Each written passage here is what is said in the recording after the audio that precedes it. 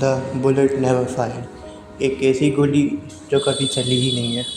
राहुल एक black corp था जो सीक्रेट मिशंस करता था और अलग अलग एजेंसीज़ के लिए काम करता था। उसकी काफ़ी सारी आइडेंटिटीज थी, हर देश में उसकी आइडेंटिटी सब अलग होती थी।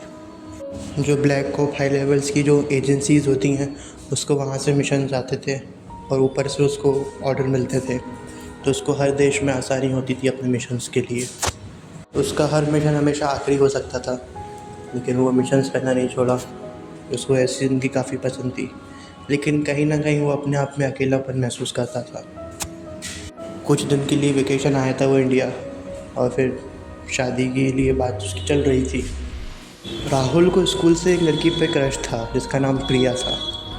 प्रिया के घर वाले और प्रिया जब आती है राहुल के घर, तो राहुल काफ़ी शॉक हो जाता है कि मतलब ये कैसे हो सकता है कि जिसको पसंद करता था आज वो मेरे घर रिश्ता लेकर आया है। राहुल की वो खुशी अनएक्सपेक्टेड थी और वो काफ़ी शॉक भी था।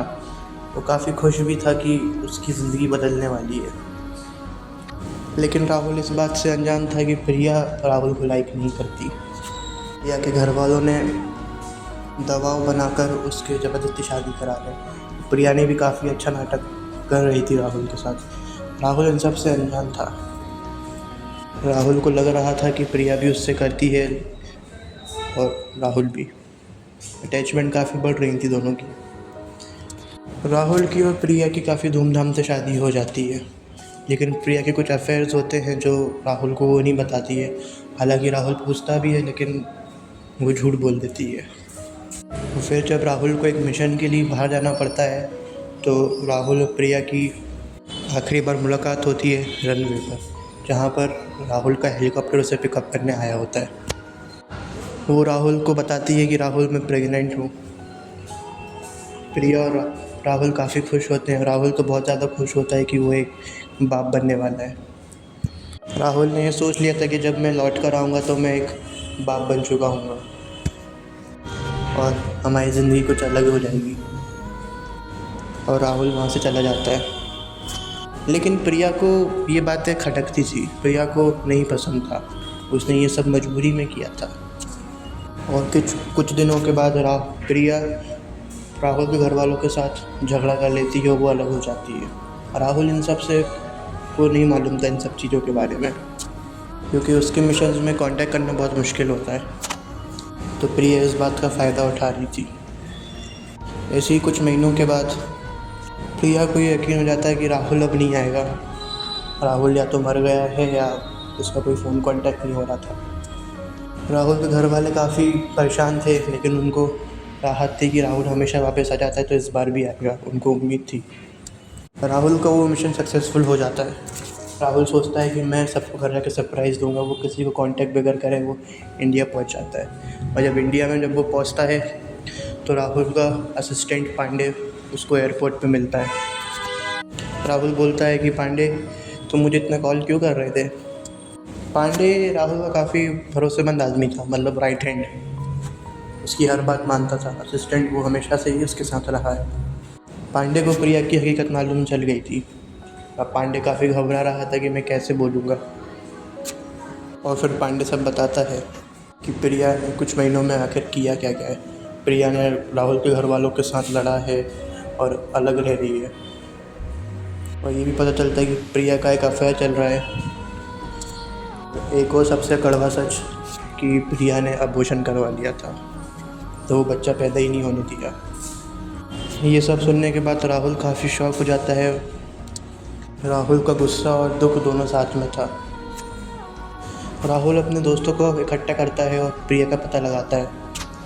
पांडे और राहुल के दोस्त उस घर में पहुंच जाते हैं जहां प्रिया और उसका बॉयफ्रेंड उसके साथ था। वो सब जाते हैं और प्रिया और उसके एक्स बॉयफ्रेंड को और पूरे घर को घेर लेते हैं। प्रिया को स्टूल से बांध देते हैं और उसके बॉयफ्रेंड को भी। और फिर जब राहुल आखिर में आता है और राहुल के हाथ में एक गन होती है, राहुल जाता है प्रिया के पास और बोलता है एक गोली, एक सवाल और एक जवाब।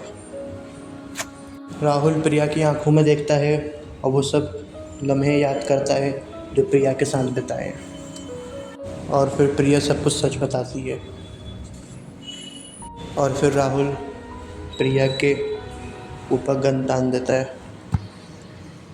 जैसे ही जब वो ट्रिगर दबा रहा होता है, उधर एक बच्ची के रोने की आवाज़ आती है। और फिर राहुल समझ जाता है कि वो प्रिया के बॉयफ्रेंड और उसका बच्चा है। राहुल पीछे वाली दीवार पे गोली मार देता है और चला जाता है वहाँ से। और फिर राहुल हमेशा के लिए अमेरिका चला जाता है।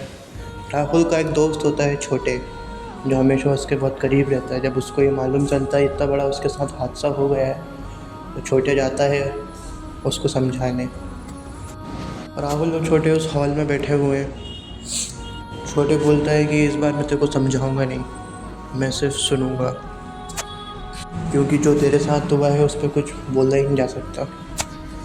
और राहुल वहाँ छोटे के सामने रोने लगता है, क्योंकि वो बहुत अपने आप को कंट्रोल कर रहा था, लेकिन उसका वो दर्द हमेशा दबा रहा था।